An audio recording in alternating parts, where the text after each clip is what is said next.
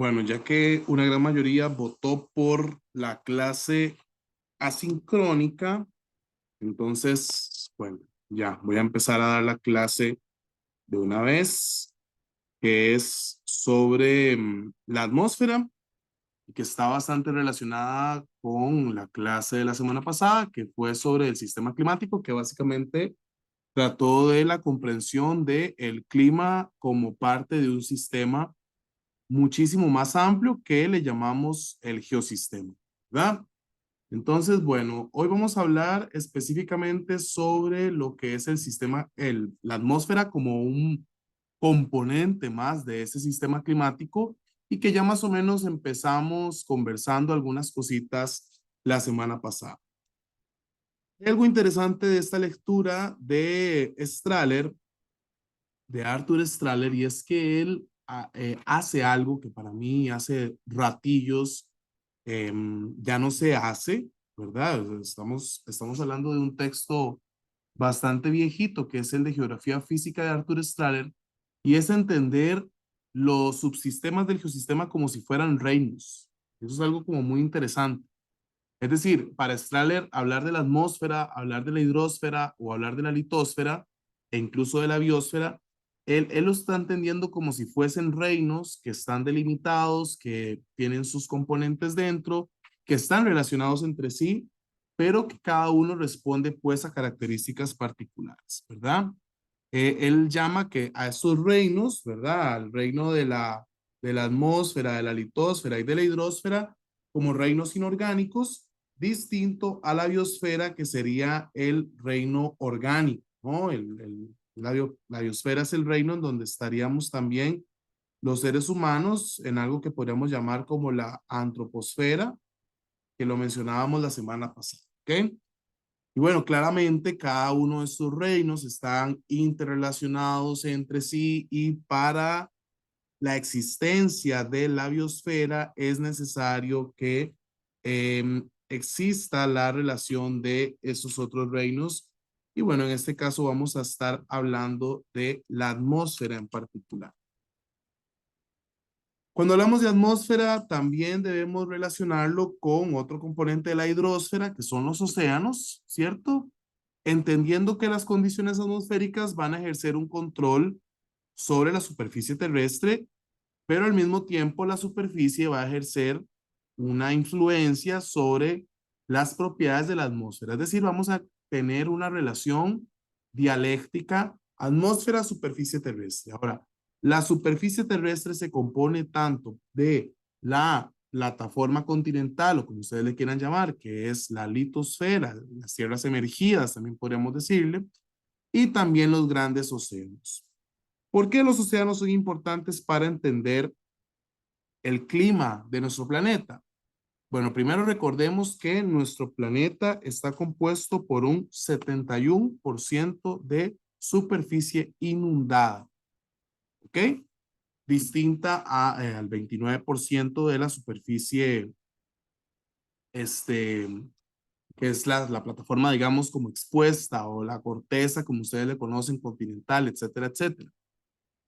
Y ese 71% va a tener una importante función en el sistema climático, entendiendo que son muy distintas las características de absorción de calor, de transmisión de calor de la superficie continental expuesta, es decir, de las tierras emergidas, con respecto a las masas oceánicas. ¿Cuál es esta diferencia? Lo voy a decir de una vez para que ustedes se lo aprendan y que lo tengamos muy claro. Las tierras emergidas tienen menor capacidad de almacenamiento de calor. Yo lo decía un poco la semana pasada. Y los océanos van a tener muchísimo mayor capacidad de absorción de calor. Por eso las temperaturas extremas en los desiertos como el Sahara o el Atacama, ¿ok? Donde va a ser mucho calor durante el día, mucho frío durante la noche, distinto a los océanos que van a mantener durante el día y la noche una temperatura bastante similar. Por eso incluso en las noches, cuando uno está en la playa, puede sentir mucho calor que viene del océano porque se está transmitiendo el calor que absorbió el océano durante el día y que en la noche lo va a liberar. En cambio, en la superficie continental, ese calor se va a expulsar muchísimo más rápido. Okay, eso es como una gran diferencia y que es muy importante, pues, tener bastante claro.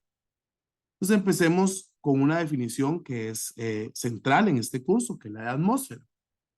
Bueno, por atmósfera vamos a entender esta mezcla de gases que rodean el planeta hasta una altura de muchos kilómetros. Hablamos de más de 600 kilómetros, ¿ok?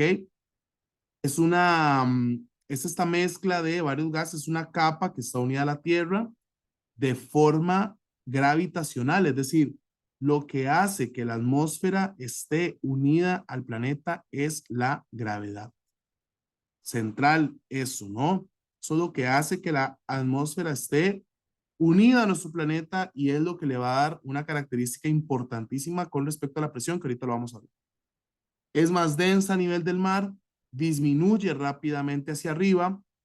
Aproximadamente un 97% de la atmósfera se halla en los primeros 30 kilómetros a partir de la superficie.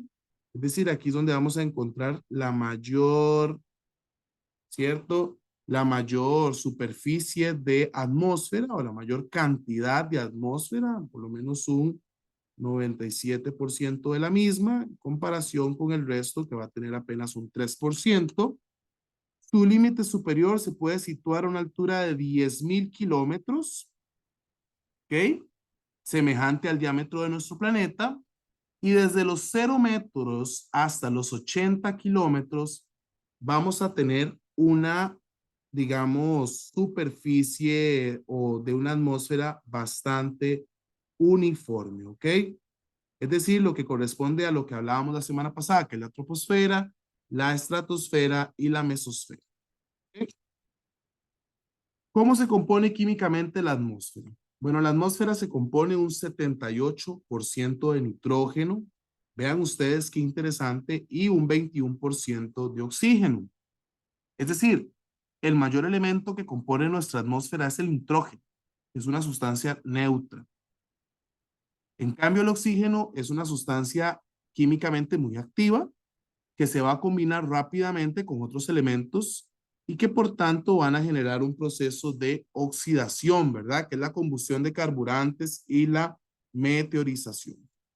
Recuerden ustedes que la oxidación, la meteorización son un proceso natural de la reacción de distintos elementos, sobre todo metales, con el oxígeno. ¿De acuerdo?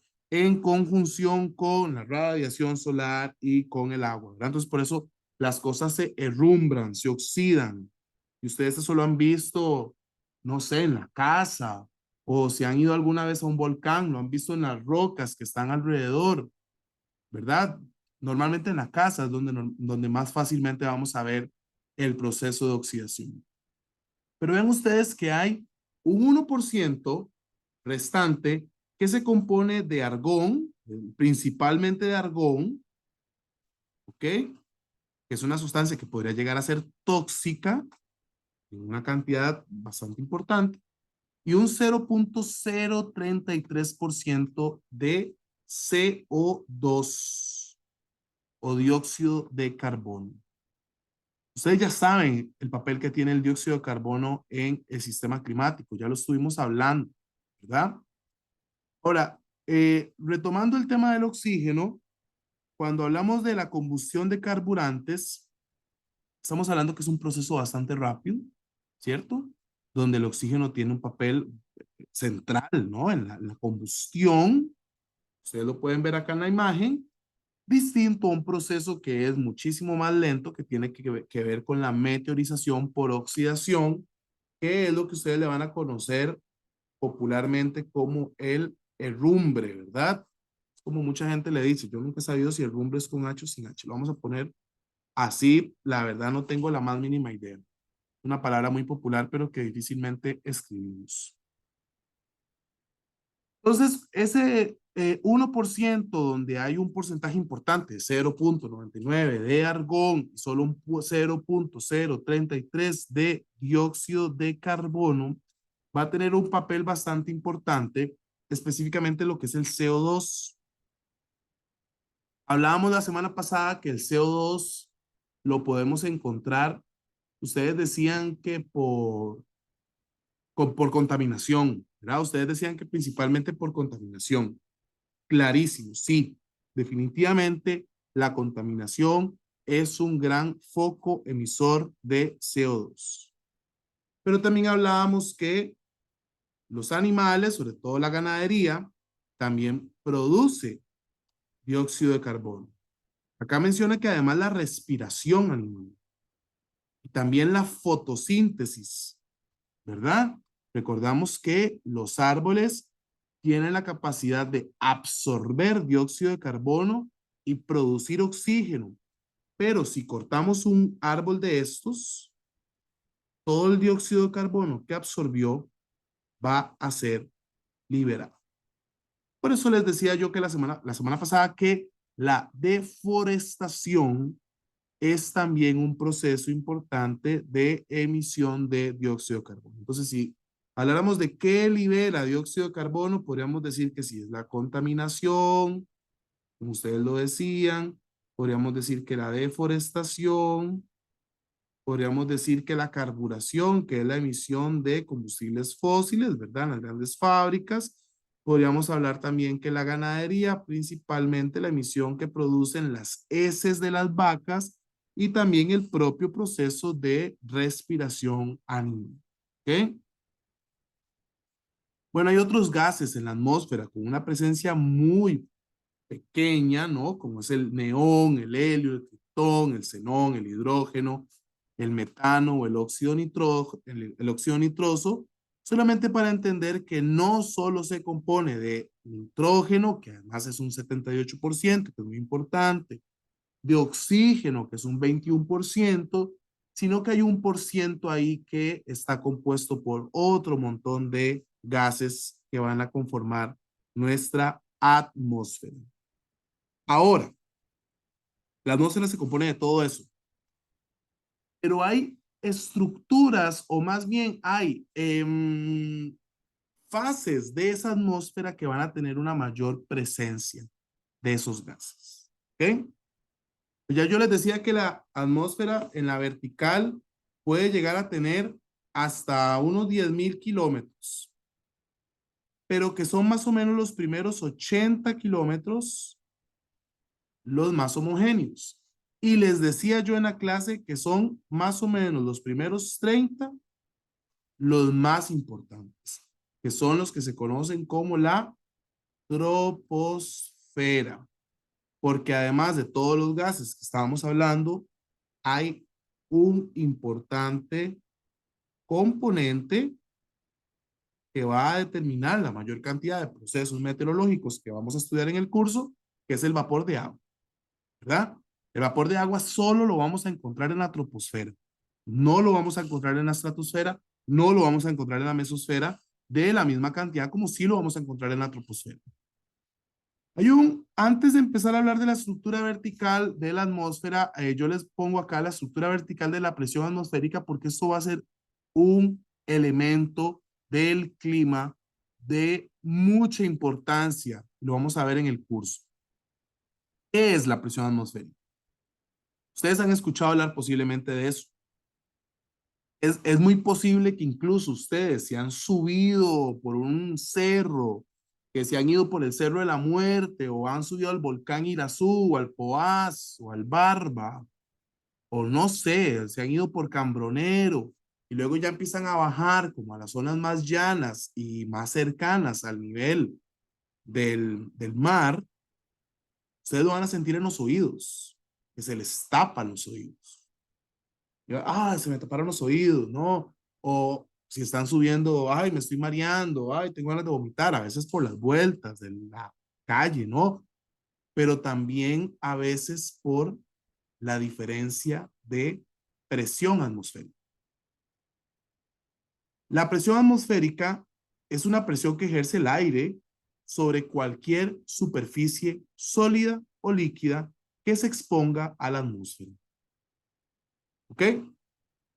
Hay un experimento muy importante que es el experimento de Torricelli, que es el que, bueno, se desarrolló en 1643, que es el que se ha utilizado hasta la fecha para poder demostrar la existencia de la presión atmosférica.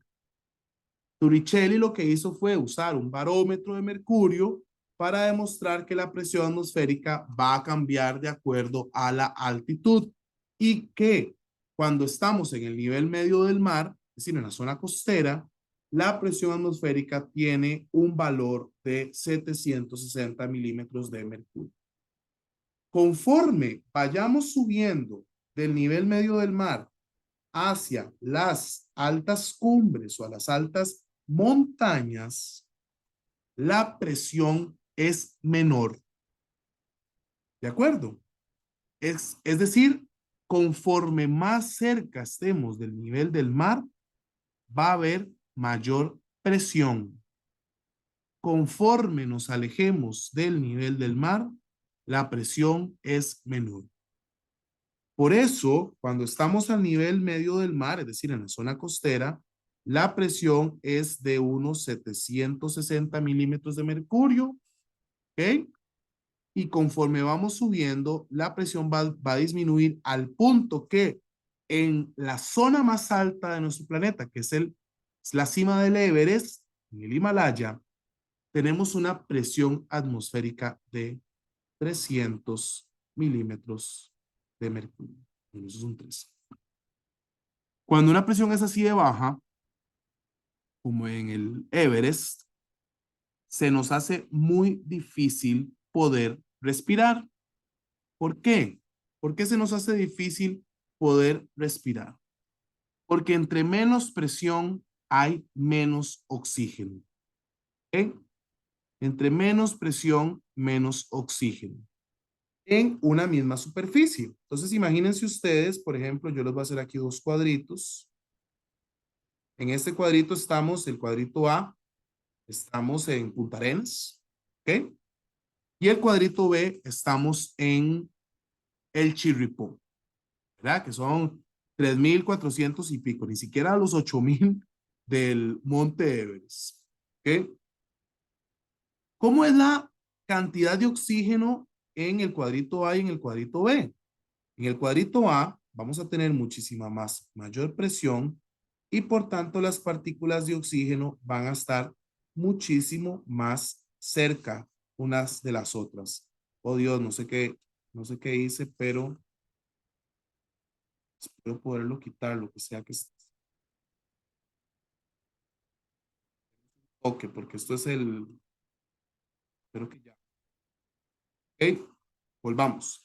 Entonces, las partículas de oxígeno van a estar muchísimo más cerca unas de las otras cuando estamos cerca del nivel del mar. En cambio, si estamos en una cumbre como el Chirripó, las partículas de oxígeno van a estar mucho más separadas. Por eso, cuando yo inhalo en la zona de Punta Arenas, en el puerto, voy a inhalar mayor cantidad de oxígeno que cuando estoy en el Cerro Chirripó, que aunque yo inhale muy fuerte y muy profundo, es muy poco el oxígeno que va a entrar porque es muy baja la presión, porque estoy muy alto, ¿ok? Por eso, como está entrando menos oxígeno en mi cerebro, estoy respirando mucho menos oxígeno, como estoy en el Chirripó, voy a sentir un efecto físico, que es lo que alguna gente le conoce como el mal de altura.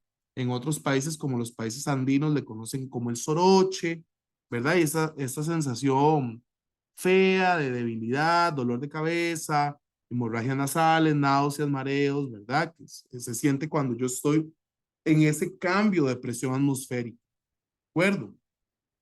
Ya la persona se puede acostumbrar, pero en principio se va a sentir muy fuerte. ¿Okay? Soroche o mal de altura. Un cambio en la presión atmosférica. Ok.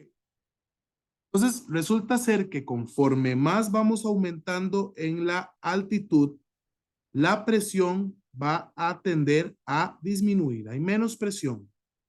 Entonces hay mayor presión en los niveles cercanos al mar, al nivel medio del mar. Vemos que a los 0 metros sobre el nivel del mar. ¿Pasa lo mismo con la temperatura? Resulta ser que sí. Por lo menos al nivel de la troposfera, que yo antes les dije el 30, perdón, me equivoqué, porque 30 sería troposfera y estratosfera, son 17 más o menos, 15, 17, porque varía, la verdad es que varía bastante en el globo. La troposfera va a tener un gradiente térmico hacia la disminución. Entre más subimos en altitud, es decir, entre más estén ustedes subiendo a las montañas, la temperatura va a disminuir. Al menos por cada 1000 metros, por cada kilómetro, vamos a tener una disminución de 6.4 grados Celsius. ¿Ok? 6.4 grados Celsius. Eso quiere decir que si ustedes están en Punta Arenas, no sé, a 35 grados Celsius, que está más o menos a 0 metros sobre el nivel del mar, si ustedes suben al Chirripó, no sé, 3.4 kilómetros, más o menos como acá estaría el Chirripó, ¿cierto? Menos, tal vez como por acá estaría el Chirripó. Ustedes estarían subiendo como 3.5 kilómetros. Y sabemos que por cada kilómetro hay una disminución de 6.4 grados. Entonces, tendríamos que multiplicar 6.4, ¿verdad? Voy a hacerlo yo aquí de una vez. Tendríamos que hacer 6.4 por los 3.5, es decir, una disminución como de 22 grados, 22.4 grados. Entonces sería 35 grados menos 22.4, ¿verdad? Más o menos para que ustedes imaginen la temperatura, si es más o menos 35 grados en Punta Arenas, en el Chirripó debería ser de unos 12.6 grados Celsius, por ejemplo. Por decir un ejemplo, ¿ok? Mucho más frío en el Chirripó que en Punta Arenas, porque hay un gradiente térmico vertical y la temperatura va a ir disminuyendo conforme más vamos aumentando en altitud. Eso cambia en la troposfera y se va a dar una inversión térmica muy importante, ¿ok? Ustedes lo pueden ver acá. Esta es la troposfera, ¿verdad? Acá tenemos una inversión térmica muy importante durante toda la estratosfera. Luego, en la estratopausa, que es el límite entre la estratosfera y la mesosfera, vamos a tener otra vez una disminución mucho más importante, porque ahora la temperatura puede llegar incluso a menos 80 grados Celsius, por ejemplo, y luego volvemos a tener un ascenso de la temperatura hasta más de 100 grados Celsius en lo que conocemos como la termosfera. ¿Ok? Dice acá, en la troposfera la temperatura del aire desciende de forma bastante uniforme al aumentar la altitud. ¿Ok? Antes de los 17 kilómetros, ¿verdad? Que es lo que yo les decía. Luego de la tropopausa, que es el límite entre troposfera y estratosfera, la temperatura va a ascender bastante, ¿verdad? Inclusive como hasta los 50 grados, dice que hasta los 0 grados a los 50 kilómetros de altitud, pero puede aumentar como hasta 80 grados Celsius. Luego en la estratopausa va a volver a disminuir hasta incluso los menos 80 grados, pero muy frío. Y luego en la termosfera hay un brusco ascenso de la temperatura, ya que las moléculas de aire van a estar muy separadas y son extremadamente rarificadas y por tanto, pues la radiación solar va a ser lo suyo y va a haber un aumento muy importante de temperatura. ¿Ok? A esta disminución y aumento de la temperatura en la atmósfera le vamos a conocer como el gradiente térmico vertical. Gradiente térmico vertical. ¿Ok? Ustedes ahí lo ven. Aquí está el gradiente térmico vertical, la disminución, luego un aumento gradual, luego una disminución. y luego un aumento bastante abrupto, ¿verdad? Vean ustedes que durante la capa de ozono en la estratosfera vamos a tener un aumento bastante gradual de la temperatura y ese aumento gradual y no exponencial es gracias a la presencia de la capa de ozono. ¿Ok? ¿Qué pasa? Bueno, ya sabemos entonces que hay una diferencia de la presión, hay una diferencia de la temperatura en la atmósfera, en las distintas capas de la atmósfera, que ya sabemos que son la troposfera, la estratosfera, la mesosfera y la termosfera. Pero tenemos entonces una primera capa que es la que conocemos como la troposfera, que son los primeros 17 kilómetros más o menos. En algunas zonas son menos de 10, son menos de 15, más o menos. Alguna gente habla de 10, etc. ¿Por qué es importante la troposfera?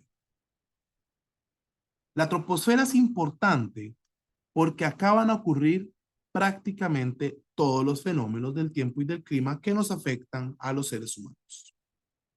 La troposfera contiene vapor de agua, el cual se va a mezclar con otros gases del aire y va a producir las nubes, la neblina, ¿okay? Que es la condensación lenta, pero va a producir lluvia, nieve, granizo, que es la condensación rápida. ¿Okay? Además, en la troposfera se va a absorber, y gracias al vapor de agua, el calor en forma de energía radiante que viene del sol y de la superficie de la Tierra. ¿Ok?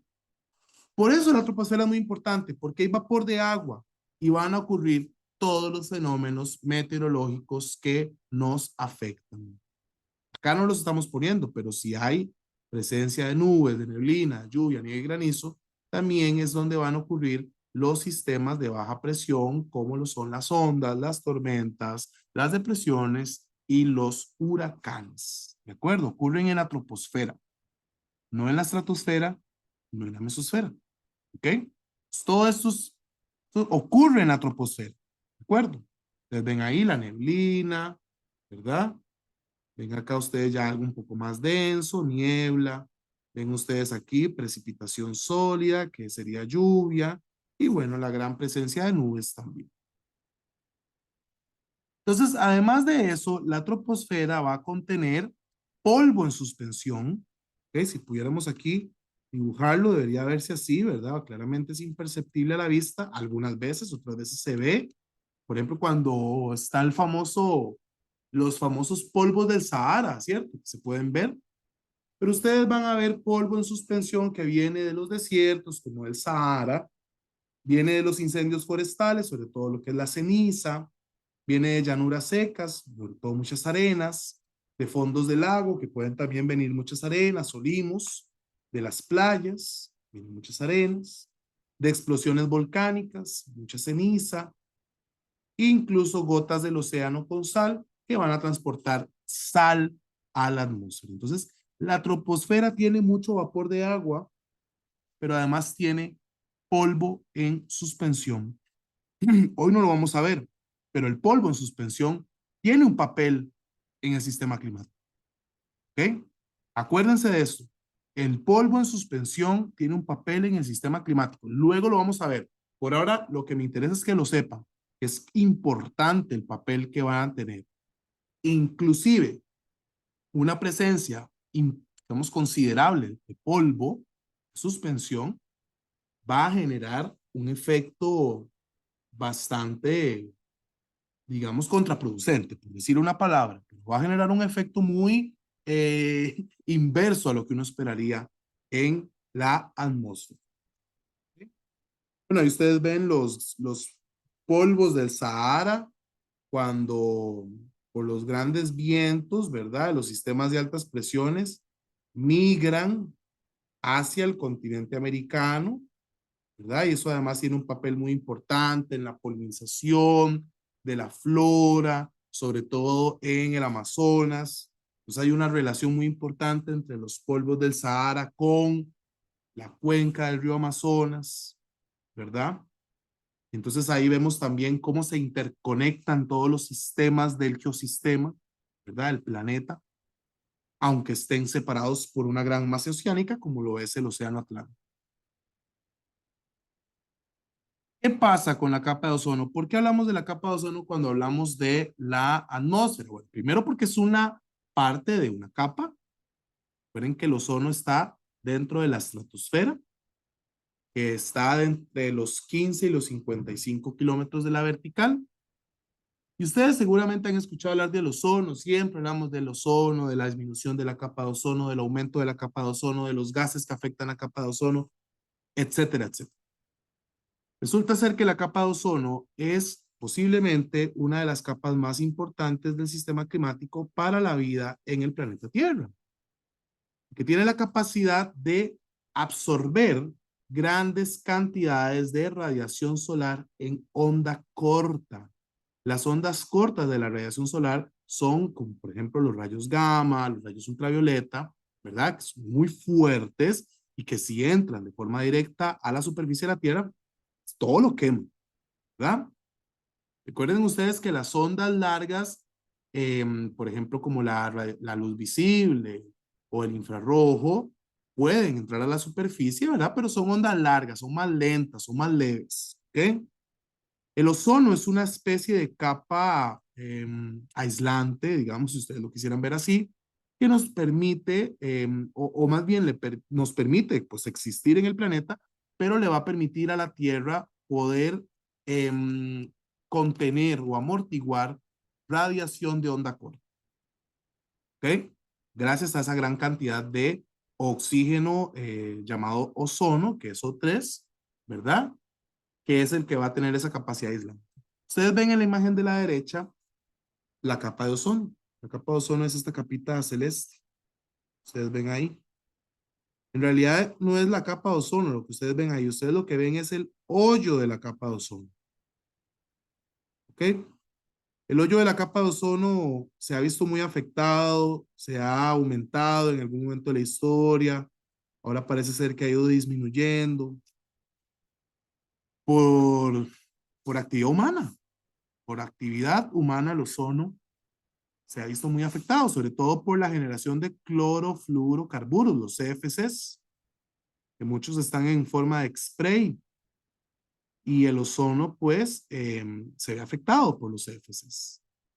En un momento se tuvo que desarrollar un protocolo mundial, que es el protocolo de Montreal, donde 197 países lo ratificaron y se comprometieron a ya no emitir CFCs a la atmósfera para dejar de afectar la capa de ozono. Entonces, bueno, ¿por qué? Porque resulta ser que si no hay capa de ozono, van a entrar los radios de onda baja, de onda corta, perdón, y eso nos va a afectar claramente la vida de la humanidad. Se van a quemar los cultivos, va a aumentar la temperatura media del planeta, pero también va a haber cáncer de piel, van a haber cataratas oculares, bueno, va a haber una afectación en la salud pública de la humanidad. Así que, ¿nos conviene proteger la capa de ozono como humanidad? Sí, por supuesto. Es central protegerlo. ¿Desde cuándo se protege, digamos, como ya bajo un instrumento internacional? Desde 1987 con el protocolo de Montreal, ¿ok? Que prohíbe la emisión de clorofluorocarburos en la atmósfera. Hay una capa externa que está superior a la termosfera. Recuerden ustedes que tenemos lo que es la troposfera, la estratosfera, la mesosfera y la termosfera, que está arriba de los 500 kilómetros, es la capa ya más externa, ¿ok? Que se conoce como la magnetosfera. La magnetosfera es la capa magnética de nuestra atmósfera que tiene la capacidad de proteger nuestro planeta de la radiación solar directa, ¿ok? Principalmente el de los vientos solares, ¿ok? Y de los rayos cósmicos. ¿Cómo surge la magnetosfera? Bueno, surge de la interacción entre el magnetismo de nuestro núcleo con el viento solar. Es una especie de gran capa aislante que tiene nuestro planeta, producto del propio núcleo, ¿eh? Que va a generar un amortiguador muy importante externo que nos va a proteger de los vientos solares, que nos va a proteger de los rayos cósmicos del planeta. Ahora, es una capa que va a verse muy condicionada y sometida al efecto que va a ejercer el viento solar en el planeta. Entonces está en constante relación con, con el Sol directamente, ¿ok? Ustedes, bueno, ahí la pueden ver, lo que es la magnetosfera. Aquí ustedes pueden notarla, ¿verdad? Cómo está protegiendo la magnetosfera. Está el planeta Tierra. Cómo la magnetosfera nos protege de lo que son los famosos vientos solares, que bueno, si no existiera la magnetosfera, posiblemente no habría vida en el planeta. Y bueno, esa es la clase del día de hoy. Sobre todo es una clase para entender lo que es la atmósfera en principio. Les voy a pedir que por favor revisen lo que son las capas de la atmósfera, las distintas estructuras de troposfera, estratosfera, mesosfera, termosfera, magnetosfera, a qué altitud más o menos se encuentran y dónde es que se ubica la capa de ozono, ¿de acuerdo? Les voy a pedir que por favor tengan eso claro para la clase de la próxima semana. Entonces les voy a hacer un videito para hablar sobre lo que es la práctica del 10% de las entrevistas.